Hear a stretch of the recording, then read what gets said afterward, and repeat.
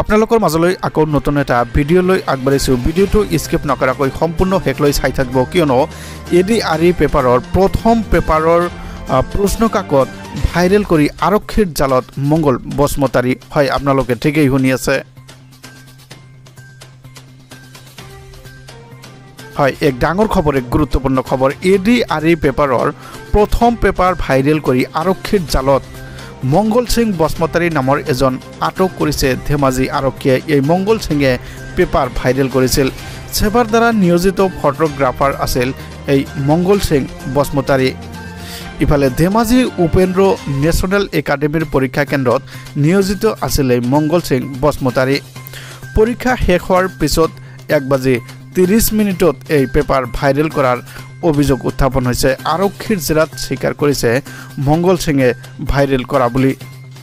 আৰক্ষীয়ে কিন্তু জব্দ কৰিছে মংগল সিঙৰ মোবাইল ফোন। যি মোবাইল ফোনেৰে ভাইৰেল কৰিছিলে পেপাৰ, সেই মোবাইল ফোন কিন্তু আৰক্ষীয়ে জব্দ কৰিছে। কেইবাজনো লোকলৈ প্ৰেৰণ কৰিছিল এই পেপাৰ কিন্তু বহু মানুহলৈ প্ৰেৰণ কৰিছিলে। সেই সকল লোকৰ সন্ধানত কিন্তু আৰক্ষীয়ে তদন্ত অব্যাহত ৰাখিছে।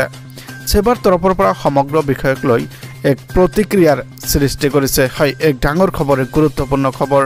পৰীক্ষা শেষ হোৱাৰ পিছত মংগল সিং বসুমতাৰীয়ে কৰিছিল এই কুকাণ্ড। ইয়াৰ পৰৱৰ্তী আন এটা গুৰুত্বপূৰ্ণ খবৰ হৈছে এক মৰ্মান্তিক, এক হৃদয় বিদাৰক। পৰীক্ষা দিবলৈ যাওঁতেই কিন্তু এই ছোৱালীৰ লগত হৈছে এক মৰ্মান্তিক দুৰ্ঘটনাত পতিত হৈ এই ছোৱালী এই দেশৰ পৰা কিন্তু চিৰবিদায় মাগিছে।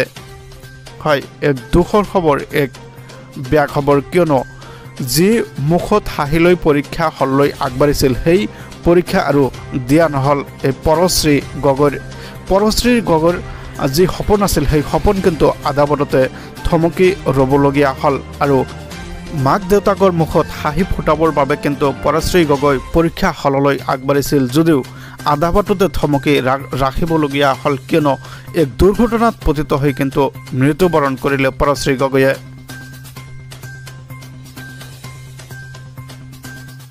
এক হৃদয় বিদাৰক ঘটনা, এক মৰ্মান্তিক ঘটনা, এক ভাষাহীন ঘটনা, কিয়নো এই ঘটনা ক'বলৈ আৰু ভাষা নাই। কিয়নো যি পৰশ্ৰী গগৈ মুখত হাঁহি লৈ বুকুত এজুত সপোন লৈ পৰীক্ষা হললৈ আগবাঢ়িছিল, সেই পৰীক্ষা কিন্তু আদাবততে থমকি ৰাখিবলগীয়া হ'ল। ইয়াৰ আত্মৰ ভাষ্য আছে, সেই ভাষ্য শুনাবলৈ আপোনালোকক চেষ্টা কৰিম, আপোনালোকে শুনক। দুখেৰে আমি জৰ্জৰিত হৈ আছোঁ। তাই আমাৰ ভতিজী ছোৱালী আছিলে। এই অঞ্চলটোৰ তাই মানে এগৰাকী নামজ্বলা আৰু সুশিক্ষিতা ছোৱালী আছিলে। তাই কালি পৰহি BA পাছ কৰি বৰ্তমান আকৌ ITI পাছ কৰিলে। ITI পাছ কৰি এতিয়া এই 3য় বৰ্ষৰ পৰীক্ষা দিবলৈ গৈছিলে ডিব্ৰুগড়লৈ। যাওঁতে আপোনাৰ ৰাস্তাতে আকস্মিক দুৰ্ঘটনাক আঁকোৱালি লৈ তাই মৃত্যুমুখত পৰিলে। গতিকে তাই এগৰাকী অতি আদৰ্শৱান আৰু নিষ্ঠাৱান, সাহিত্য, সংস্কৃতি, শিক্ষা সকলো দিশতে তাই জড়িত আছিলে। গতিকে তাইৰ মৃত্যুত গোটেই অঞ্চলটোতে আমাৰ শোকৰ ছাঁ পৰিছে। অৱশ্যে এটা কথা স্বীকাৰ কৰিব লাগিব, তাইৰ একমাত্ৰ ককায়েক এজন আছিলে, তেওঁৰো অতি কম বয়সতে অকাল মৃত্যু হ'ল। আৰু পুনৰ আজিৰ তাৰিখত তাইৰো এই দুৰ্ঘটনাত পতিত হৈ হঠাতে অকাল মৃত্যুক সাৱটি ল'বলগীয়া হোৱাত ঘৰখনৰ পিতৃ মাতৃ তথা পৰিয়ালবৰ্গ পুত্ৰহাৰা আৰু সৰ্বশান্ত হেৰুৱা হ'ল।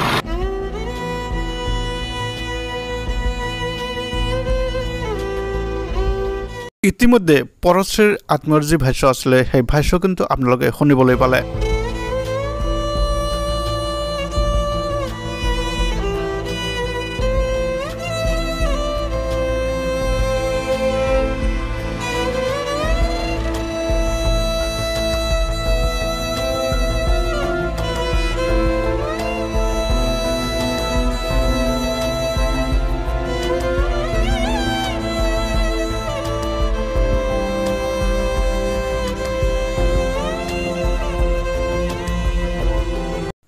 তো ভিউয়ার্স, ভিডিঅ'টো ভাল পালে চেনেলটো ছাবস্ক্ৰাইব কৰি দিব, ভিডিঅ'টোত এটা লাইক কৰি দিব, কমেণ্টছ কৰিবলৈ নেপাহৰিব।